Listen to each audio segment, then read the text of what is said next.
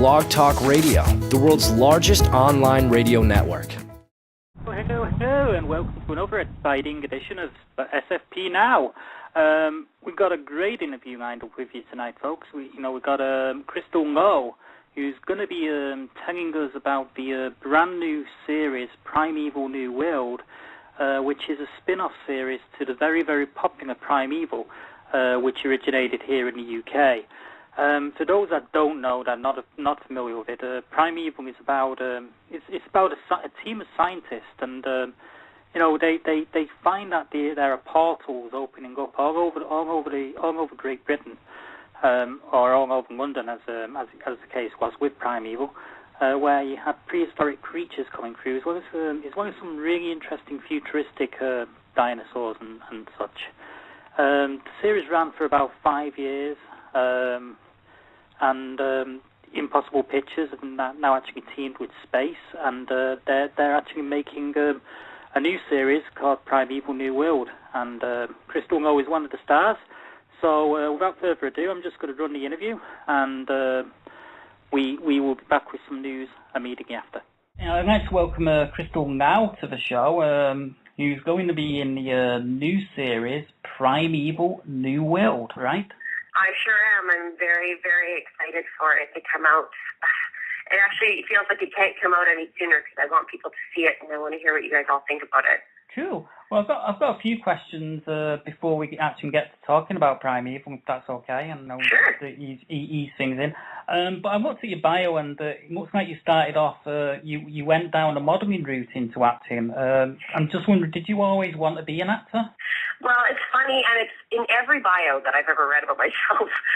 It's written that way, but I don't actually. That's not actually true. I actually started out acting even younger. I started out when I was, like 5 or 6. Wow. And I had begged my mother to put me in it, and she did, but then she pulled me out of it because she felt that it was too competitive in terms of the other parents, actually, not the kids. And she said, look, when you're old enough, if you really still want to do this, then you can go back. But you're going to have to do it on your own. You're going to have to, I want you to want this. And the day I turned 18, I was like, okay, I'm ready. I'm going back whether you like it or not. And she's like, okay, well, this is what you want to do. It's fine. So acting has always been my number one priority. The modeling kind of just came up, and the opportunities with Ling were so great, and I got to travel the world, and so I kind of took a break from acting and was doing that for a little while, and then, of course, I came back to the thing that I actually love, which is pretending to be other people. Mm-hmm. Well, you've actually gotten somewhat of a reputation for being somewhat of a scream queen, thanks to roles in Final Destination 3, the remake of Black Christmas. This is kind of like a stupid acting question, really, I guess. But do you actually find it feels a bit silly having to suddenly scream and be all terrified when a director calls action? You know what? It was more difficult to scream and be terrified when there was no dinosaur actually chasing me. That part was a little difficult at first for Primeval, for sure. But that's what we do. So it's a little bit weird to be screaming and running and not having a real monster or a real killer after you. But the beauty of acting is for moments you are wherever you believe you are. So you just make it work. Mm-hmm. I'm just wondering, Black Christmas is one of the movies that you did, and I'm just wondering if before you did the movie Black Christmas, did you actually have any idea of the original 70s version? And I'm just wondering if you've actually seen it and being able to compare differences. I'm afraid of horror films, so I never really watched them. I only watched comedy and dramas, and now I watch horror films because I'm in them and because I can differentiate real and not real and what's makeup and what's not makeup. So I hadn't heard of the original Black Christmas, but Glenn Morgan, who was the same director or same producer as Final Destination 3, it was one of his favorite movies growing up as a kid, and he loved to write scary stuff. So he had told me about the script, and I watched it, and was like, oh, okay. Scared out of my mind. And what was so scary was that they never really reveal anything, which was really cool. So it was exciting to play that. And to play the Margot Kidder role, basically, was very scary because she's really well known. But it was fun being the sassy, bratty one. Kind of the characters I prefer.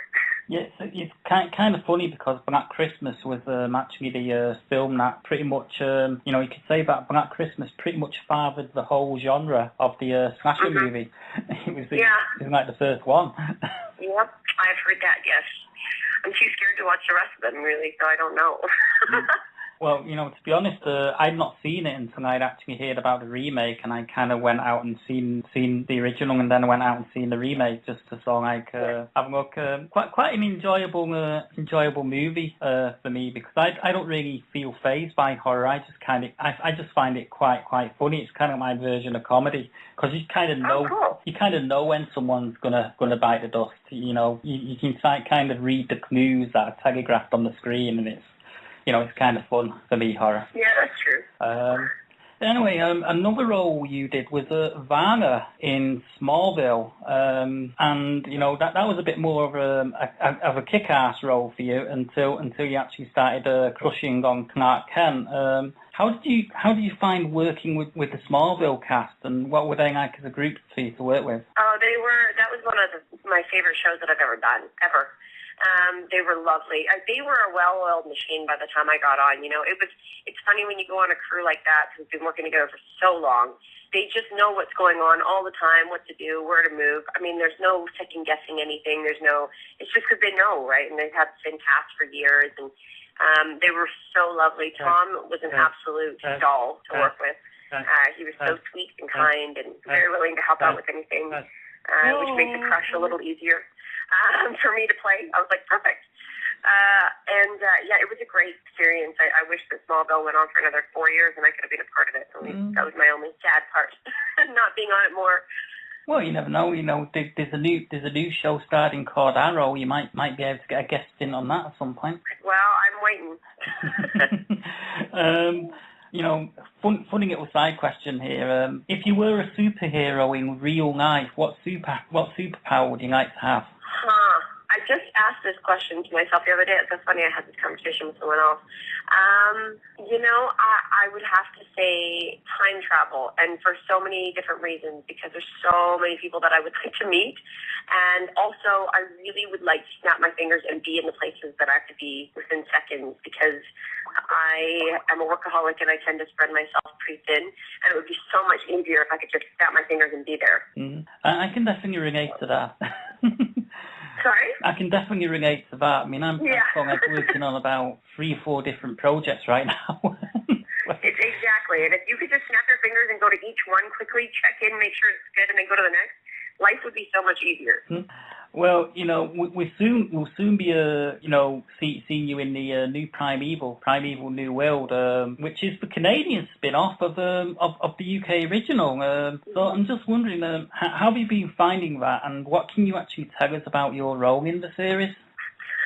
I'm so excited about the show because the cast and crew on this show, I cried when I left set. I mean, everybody was stalling at the last day just because we wanted to spend more time together. And that was the kind of family environment I worked in for 6 months, which was amazing. The show itself, I have seen a clip of one of the dinosaurs. They look amazing. They look really cool. They're really dark looking, and they almost look like we're not part of the set, and they are, which is kind of funny. But my character is Toby Nance, and she is a young genius. She would be Evan Cross's right-hand girl, and he's like her older brother, and he definitely mentors her. And when Evan is a visionary as a genius with big things, with overall projects, she's more of a techie. So give her anything and she'll tear it apart and put it back together 15 ways and then try it again until she gets it right. And she'll spend hours doing it. She's an absolute perfectionist. And she completely 100%, believes in Evan and has his back. So it's kind of her role on the team. She's also pretty quirky, which you'll find out later on. I like quirky. There needs to be more quirky characters on TV. Well, she's definitely not your normal character. She's definitely not what you think a scientist is, which is great. When I got the breakdown for the role, I was like, this is exactly what I want to play. And I would say that Toby is probably my alter ego. If in real life, if I could be somebody else, she would be somebody that I would want to be. Mm-hmm. I believe you guys actually got to work with Andrew Lee Potts in the pilot episode. How did you find working with him? We worked with him, yes. I guess I can't really say much more about that, but he is lovely. Oh my God, I can see why, the UK fell in love with him, and I can see why he was adored by millions on the show, because he was a great guy, easy to work with, and super supportive, which was really nice. He was excited for the show. He's like, great, this is, even if their show is going or not going, at least this gives an outlet. And because we weren't on the same timeline, my hope is that, we'll have more appearances from other people on the show. That's what I hope for, because we are not. You'll see. Yeah, I mean, obviously, I'm actually coming from the angle of someone that's actually seen the entire run of the British series. Oh, great! And we don't know whether they're going to do another season or not yet, because he kind of got season 4 and 5 by the skin of its teeth. Yeah. Here in the UK, unfortunately, and it was nothing to do with the fact that it wasn't a rating success. It was actually quite a big rating success for a show of its type. It was just sort of like it was kind of like on a network, on our main network, ITV station, and they couldn't afford to keep footing the bill for it. So what happened is it wound up being renewed as part of a 4-way deal with a German company, a UK cable company, BBC Worldwide footed some of the bill, and so did ITV, and that's how we got the last 2 seasons of the show. Oh wow, I didn't know that. It's been a much loved show here in the UK for a number of years. Yeah. Oh well, I hope you love our show. We definitely don't want to imitate what they're doing, because we wouldn't and we couldn't anyways. But I hope that we stay true enough to what the fans really loved about the first show, and I think they will. We have an incredible team with us. So many of the Stargate alumni and Sanctuary alumni. I mean, we were recently directed with Amanda Tapping, which was amazing. Yeah, Amanda twice. So I think that we have a really strong team that really understands sci-fi and really understands the fans. I just hope that the British people out there, it's hard when you're doing another show of a show that's already kind of loved, and especially when it's up in the air of whether or not it's coming back, because people are like, no, that's my show. And I understand that. I hope we develop loyal fans like that too, but I hope you guys are willing to give us a shot. Yeah, I think we will, because the fact of the matter is it's set in Canada. It's a spin-off of the original show, and it's acknowledging the original show exists, because you got a guest appearance from Andrew Lee Potts in the first episode. Right. So it can still do that and still be its own thing, and I think the fans will gravitate towards that. Well, North America keeps stealing all your guys' stuff because it's good. So stop making good TV and maybe stop stealing it.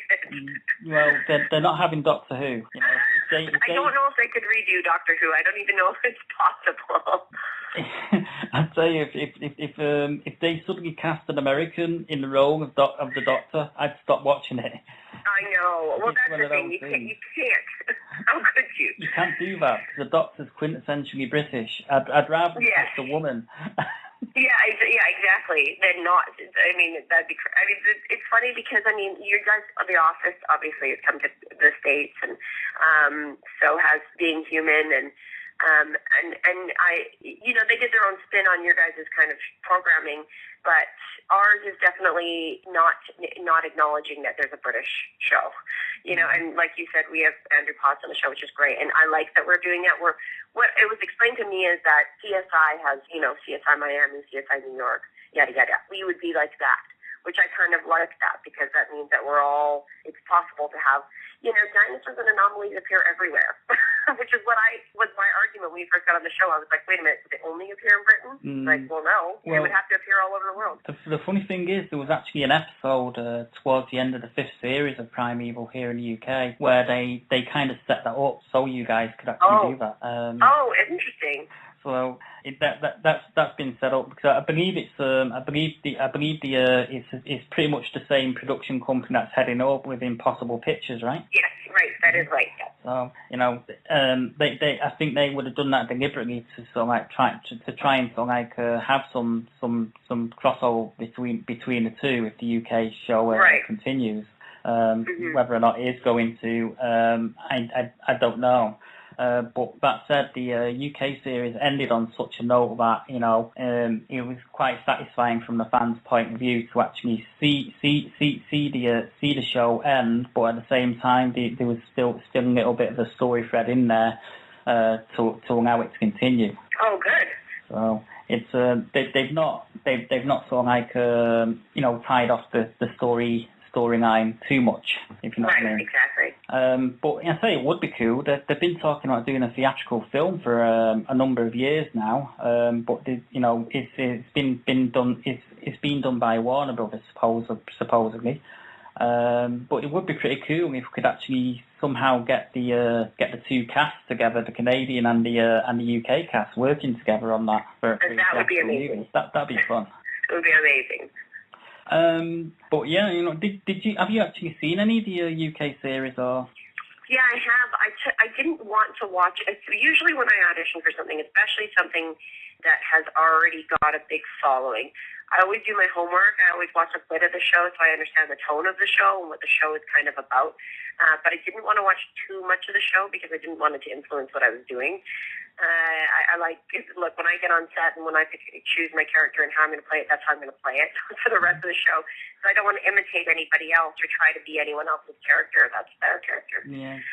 So I waited for a while, and now I'm starting to watch it, and it's been really fun because we're done now. So now there's nothing that can change my decisions and my work. So now before I go to bed, I just watch episodes. And it's harder here in Canada because I've been watching them on all different sites or trying to find them on Netflix and whatnot. So I'm kind of watching them all in pieces, but I'm watching them nevertheless. So it's been really fun. I love what they did, and I can see why people enjoyed the show. Have you ever had any aspirations to maybe direct or write or do something yourself like that? I definitely do. I'm actually producing a short film right now, and we have our first meeting tonight, actually. I'm not sure if you've ever seen the show Sanctuary. I love Sanctuary. I'm really gutted that there's going to be no more Sanctuary because it's my favourite show.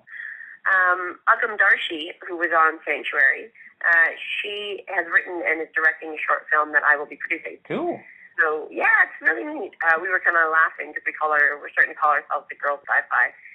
But we will be getting together and working together in the future. And I own a restaurant in Vancouver as well. And when I put that together, it really showed me that I love business. I mean, I'm part Asian, so it's kind of just given. But I really like the business side of things, and I also love the art. So I would love to combine the two of them together and start producing my own films. Cool. Would you like to speak to me again at some point about this project you're working on with Agam? I mean, I've actually spoken to Agam before in the past. Great. I interviewed Agam a couple of years ago for Sanctuary, and she's a lovely person. She was absolutely brilliant. I've also interviewed Amanda a couple of times as well. Amanda is like nobody I've ever really met. That woman is really set the tone for other women in the industry, and it's really cool. I mean, she's doing everything. Mm-hmm. She's been stars of the show, created the show, has a family, and still looks good. I'm not really sure how she does that, actually, quite honestly. Well, she is 150 years old, so she's had time. Oh yes, right. Well, that makes sense. And how is it for a British person to watch? Because she grew up in Britain, so I'm sure her accent is really great. I mean, I always wonder because I don't think she grew up in Britain. I think she was born in Britain. I think she was born in Essex and raised in Canada. I see. Her accent, we can spot when it slips every now and then. Right. Every now and then. Right. But we don't mind it because it's Amanda tapping. It sounds cool. Yeah. Even when she's messing it up a little bit, it still sounds pretty cool. Sounds great to me. She looks fantastic. Good enough. I mean, I love all this sci-fi and fantasy stuff. It's just it's something that I've been into since I was about 5 years old. Wow. So, it's kind of funny that I write and produce a podcast about it now. So. Yeah. Well, when you fall in love with a genre, you just fall in love with it, especially sci-fi, and that's being the coolest part. The fans of sci-fi are amazing. It's, we went to the Vancouver Fan Expo, and now I'm going to the Toronto Fan Expo. And the fans that turned out for that were the most dedicated fans that I've ever met. And our show's not even out.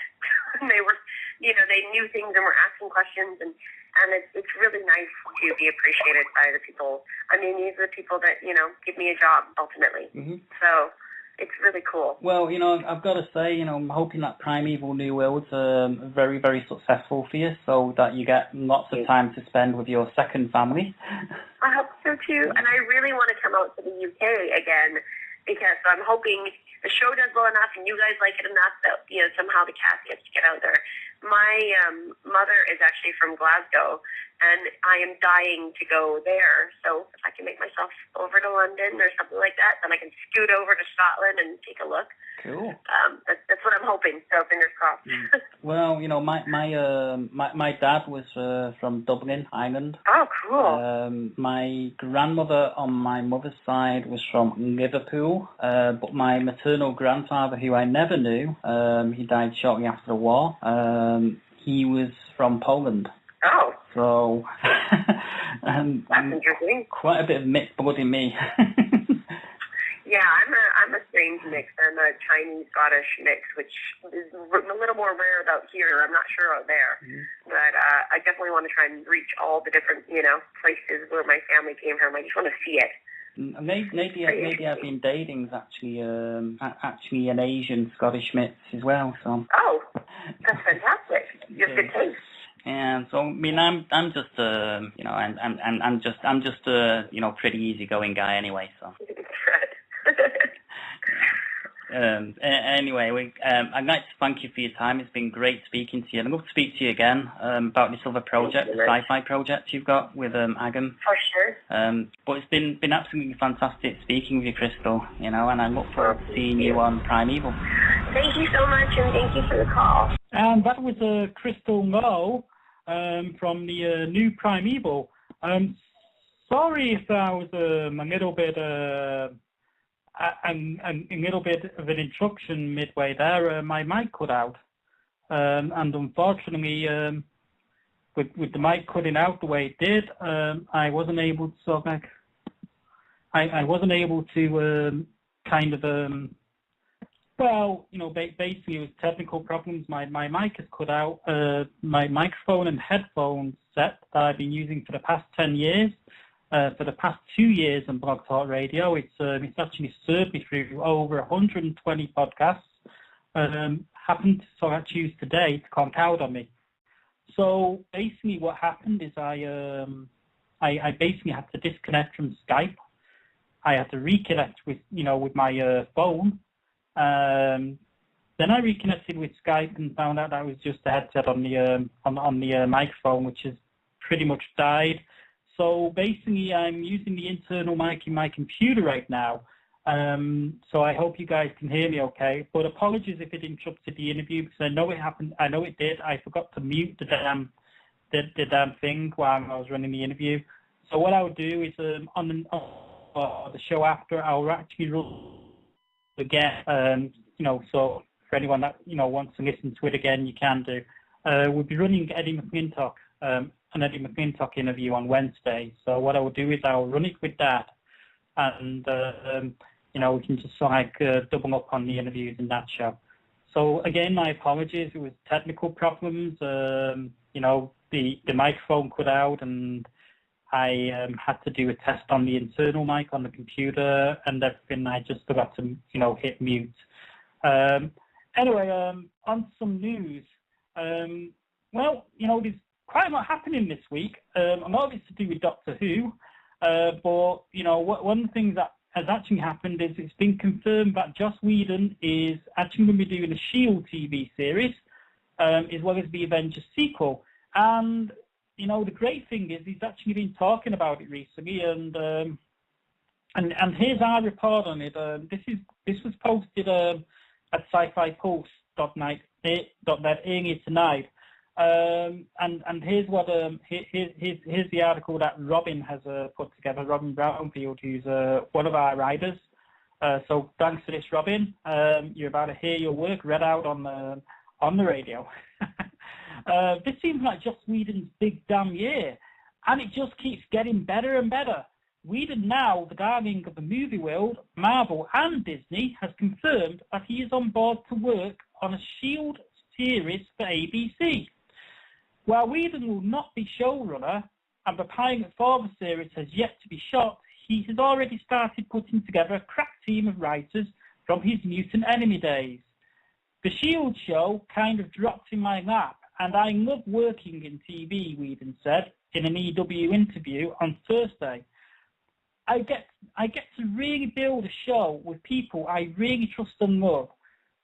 What we're building is entirely autonomous from the Avengers. It's got to be a show that works for people who haven't seen the Marvel movies. It will please Marvel fans, I think. S.H.I.E.L.D., which stands for Strategic Hazard Intervention Espionage Logistics Directorate, or Strategic Homeland Intervention Enforcement and Logistics Division. You know, another Stan Lee and Jack Kirby creation, is a fictional espionage and secret military law enforcement agency within the Marvel Universe. But S.H.I.E.L.D. isn't the only project on the horizon for the Avengers writer and director. Beyond his own smaller movies, Much Ado About Nothing and In Your Eyes, slated to release, Whedon will be writing and directing the next Avengers movie. And this is what he has to say about that. The Avengers sequel, I'm pretty on fire with that, he told EW.com. We're slated to come out May of 2015. Last time with the Avengers, we started shooting in April, which was pretty hilarious. I wanted to murder people. They wanted to murder me. In the meantime, Marvel's The Avengers will be re-released in many theatres in the US this weekend, and the Whedon and Drew Goddard collaboration, The Cabin in the Woods, will be available for instant video on September 4th and will be released on DVD and Blu-ray on September 18th. So, you know, not for just Whedon fans to look forward to this month. And by the way, for all the guys listening to the show in America, happy Labor Day for the weekend, okay? We had our bank holiday last Monday, but, you know, as soon as it's Labor Day, I think I might take another one. Anyway, the other bit of news, this is a movie I'm really, really looking forward to. I'm a big fan of Judge Dredd, and the Judge Dredd movie comes out on the 7th of September here in the UK. Anyway, you know, the producer, Alex Garland, who also wrote the screenplay for the movie, has recently talked about his plans for what he would like to do if there are sequels involved in this film. And this is what he has to say. If I was involved in a second movie, it would be about origins and subversion, and Chopper would feature. In fact, I think Chopper would start and end the story. Apart from him, my rough plan involves Fargo, Giant, Angel Gang, and a version of Saturnus for a trilogy. Add Cow and the Dark Judges and Anderson, and Anderson would be in there. It would be in all three. But just to be clear, this is hugely speculative and also unlikely for any number of reasons. There are some variables which would rule me out of any sequel immediately. I think I'd try to make the Dark Judges really scary, not play them for laughs, just make them totally malevolent and lethal, and use practical effects for where possible, except for fire, which would be an on-set nightmare. The existential side of the Dark Judges is that they don't see a point of life. If my film trilogy daydream was to play out, I would completely rewrite my original script of the Dark Judges because it was junk and start again. If there is a sequel, I'm imagining spending about half a movie in the Cursed Earth, and I'll come up and I will try to come up with some new faces as well as some old ones. I quite like the idea of Septimus, but much more mutated. You know, I mean, the thing is, as I said, it's speculative, and the reason it's speculative in a way is, you know, Dredd, it's rated R in the States. It's probably going to be an 18. It might even be a 15 here. I'm not sure. But as a rule, R-rated movies don't really be pulling the same box office as perhaps they once used to. They tend to do better on DVD release, I think. So, you know, we'll see. I mean, I'm looking forward to this movie. It looks like it's going to be a hangover movie. But Garland also feels that actually the movie theatre is probably not the right place for Judge Dredd. He actually he actually thinks that the scope of Judge Dredd is actually probably better suited to television, and this is what he said about that. But by the way, just so it has been said, I actually think that maybe the best way forward to Dredd is television. American TV has completely rewritten the rulebook where film drama is concerned. Game of Thrones, The Wire, and Breaking Bad. An equivalent version of Dredd would be great. Imagine the epics. Dredd hits movie theatres across the UK on September 7th and will open in the USA on September 21st.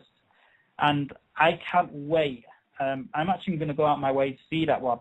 You know, I don't care if it's in 3D. A little follow-on from the story we ran last week. Basically, Matthew Graham, who produced Life on Mars, last week we recorded, based on a report that we found at Hollywood Reporter, that he was doing Paratime as a TV series for Fox. In a recent email exchange with the Sci-Fi Bulletin website, which is run by a good friend of mine called Paul Simpson, Matthew Graham actually put the record straight on this. It is not a TV show. It's actually a movie, and he's actually sold it to Fox, and it's called Paratime still, but it's actually Paratime as in one word, instead of two, which is how a lot of websites, including us, actually wrote it. You know, at the moment, not much is known about the movie project, but a brief description reveals that the movie centres on a group of police, that police's parallel worlds.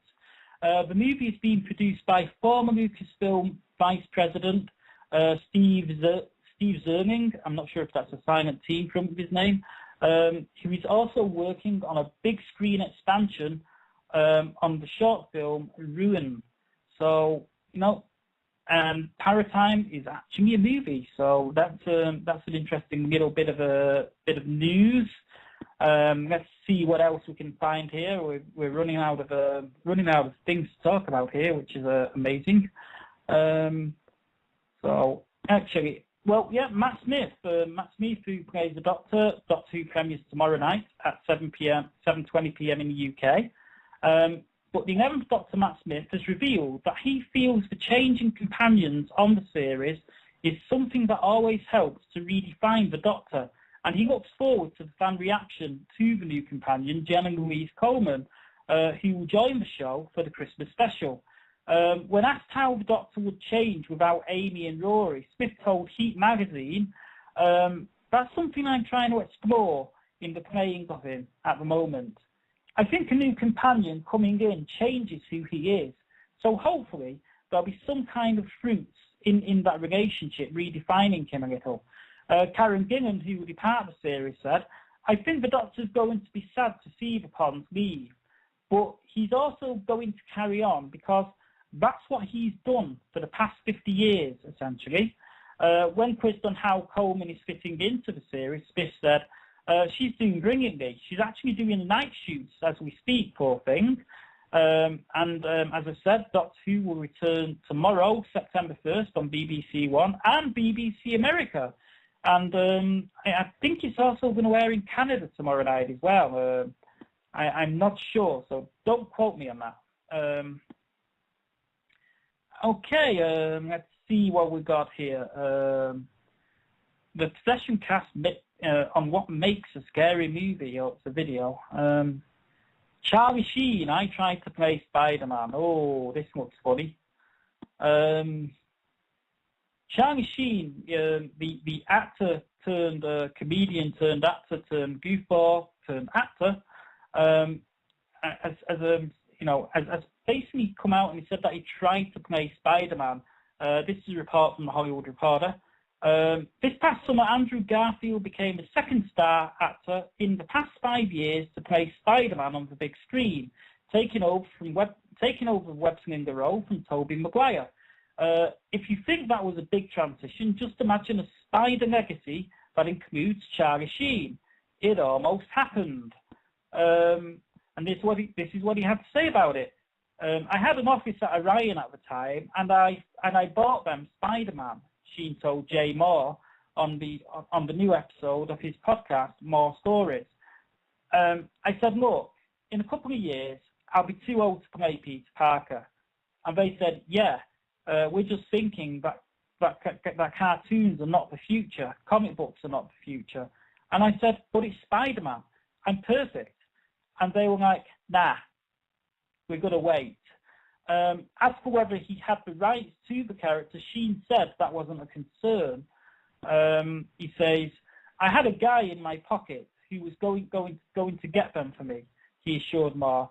And regarding the lack of foresight by Orion, which would slip into bankruptcy a few years later, Sheen said they didn't know shit.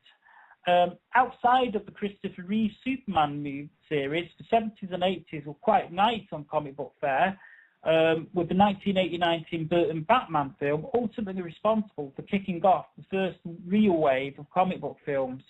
There was a short-lived Spider-Man TV series which ran for 13 episodes between 1977 and 1979, which starred Nicholas Hammond in the role of Peter Parker. Of course, years after Sheen pitched himself as Parker, his father, Martin Sheen, played the character's Uncle Ben in this year's reboot. So there we go. Other bit of sci-fi news. This happened this week. Michael Keaton, the actor who actually played Batman in that 1989 movie, he's actually joined Joel Kinnaman, Gary Oldman, and Samuel L. Jackson in the new RoboCop reboot.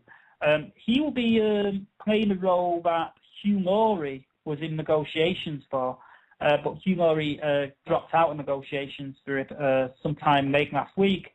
So Michael Keaton is actually in for the role. He's joining the cast and of the MGM and MGM and Columbia Pictures reboot, which is going to be directed by Jose Padilla.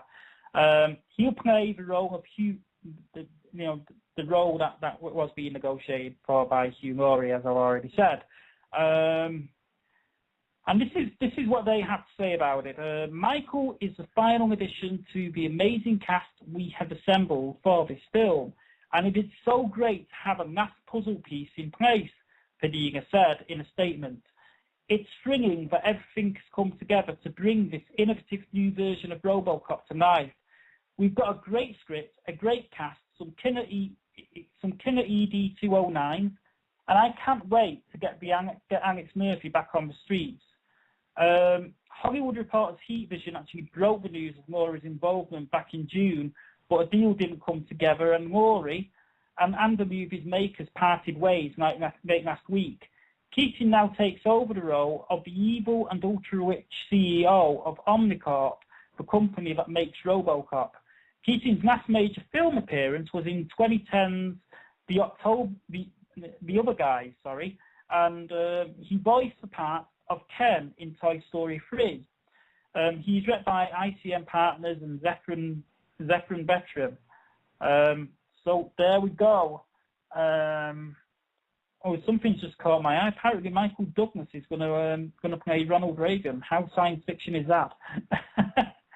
Okay, let's see what other great pieces of news we can find to sort of like thing out this hour.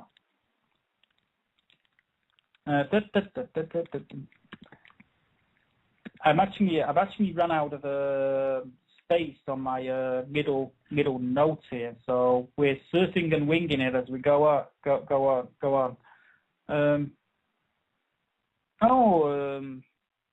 Well, another bit of Doctor Who news here. Quite sensational headline. It says Doctor Who. It says Doctor Who. BBC denies Matt Smith quit reports. Apparently, there's been reports again that Matt Smith has quit the series, which I can't see being likely. But it basically says it here. It says the BBC has denied a tabloid story claiming that Matt Smith has quit Doctor Who.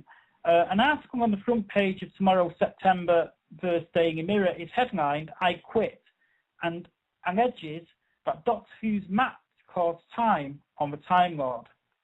It's unusual for the Mirror to report shit like this. It's usually the Sun or the Daily Star, but here we go. However, BBC head of communications, Sam Hodges, swiftly took to Twitter to play down the overexcitable headline, posting hashtag Doctor Who fans, Matt Smith hasn't quit. See him in Asylum of the Daleks tomorrow at 7:20 p.m. on BBC One. Explaining the context of the quotes featured in the newspaper, Hodges added, Matt says in an interview that he won't be the Doctor forever. Hardly quitting. He'll be around for a good while yet. Responding to one user's accusation that the story is probably a publicity stunt designed to hit the 7 million overnight ratings target ahead of the premiere of the Series 7, Hodges insisted, not at all. We don't set targets like that. Smith recently appeared to dismiss rumours that he will leave the BBC sci-fi drama in November 2013, teasing that the show's 50th anniversary is unlikely to feature a regeneration. Doctor Who returns to screens on BBC One in the UK and BBC America in the US tomorrow night. So there we go. That was a bit of a scary story. Let's see what else we got here. My browser's ridiculously slow tonight. Elementary, the new CBS version of Sherlock Holmes, which stars Johnny Lee Miller and Lucy Liu as Joan Watson, has actually added newsroom star David Harbour to the cast.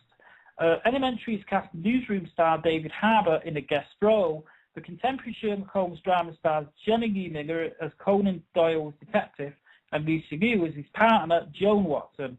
Harbour will play the role of Dr. Mason Baldwin, according to TV Line. The surgeon will assist Sherlock Miller when he's hired to investigate a murder in a hospital. 38-year-old Harbour recently appeared in 4 episodes of HBO's The Newsroom and also starred in the short-lived ABC drama Pan Am. His film credits include 2008's Revolutionary Road, the same year's James Bond movie Quantum of Solace, and Madonna's 2011 directorial effort, W.E. Elementary, which will air on Sky Living in the UK, also stars Aidan Quinn from Prime Suspect and John Mitchell Hill from the Eastbound and Down. The series will make its US debut on September 27th on CBS. Another related story to Sherlock Holmes here is apparently Benedict Cumberbatch, who plays Sherlock Holmes in the hit British show, has admitted that he's a bit cynical about the upcoming series Elementary. The new CBS drama is a modern take on Sherlock Holmes set in New York and starring Johnny Lee Miller as Holmes and Lucy Liu as Joan Watson. The concept has been widely derided for being similar to the BBC's Sherlock, which stars Cumberbatch and Martin Freeman. Cumberbatch told Shortlist that Miller, with whom he starred in Danny Boyle's National Theatre production of Frankenstein last year, had asked for his blessing. I said, what are the similarities?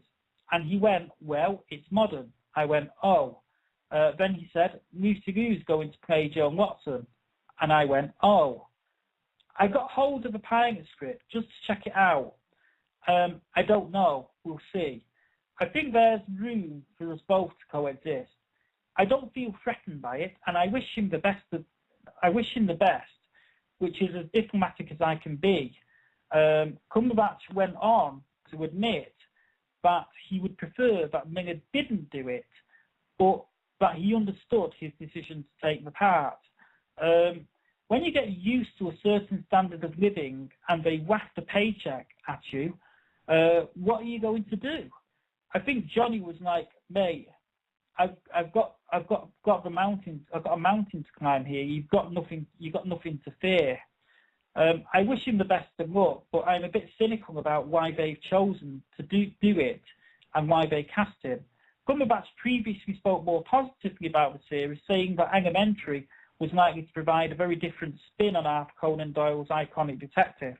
CBS President Nina Tatteler has insisted that Elementary will not be similar to Sherlock. Elementary will premiere on CBS September 27th. So there we go. That's an interesting one. And another bit of news about the new CW show Arrow. Apparently, we reported a while back that John Barrowman of Torchwood fame would be guest starring in an episode of Arrow. It'd be a recurring role for him, apparently. And he's actually, for the first time, John Barrowman's actually spoke out about his role, and he's described it as a pivotal character. John Barrowman has hinted at his role on superhero drama Arrow. The Torchwood star will play a mysterious and wealthy man on the new series, which is based on DC's Green Arrow comics.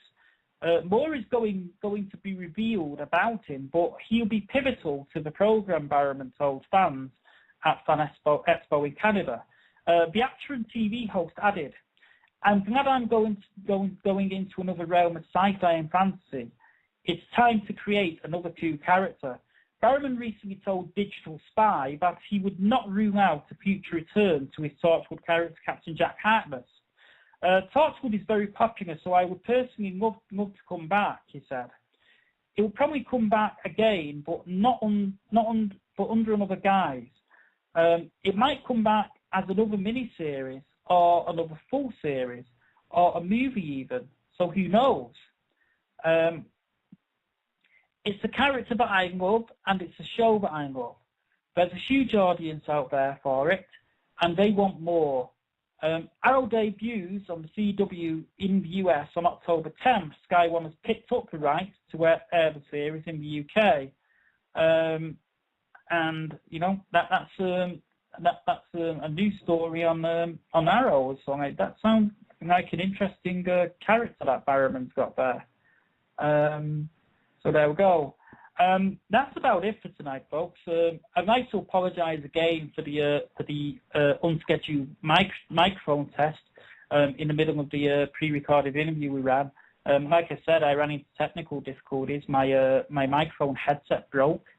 I had to hang up the phone from the show and then call in with my with my actual phone, and then I hung up the phone and recording with Skype and tried to use the headset mic, and the headset has gone on it. It's kind of sad, really.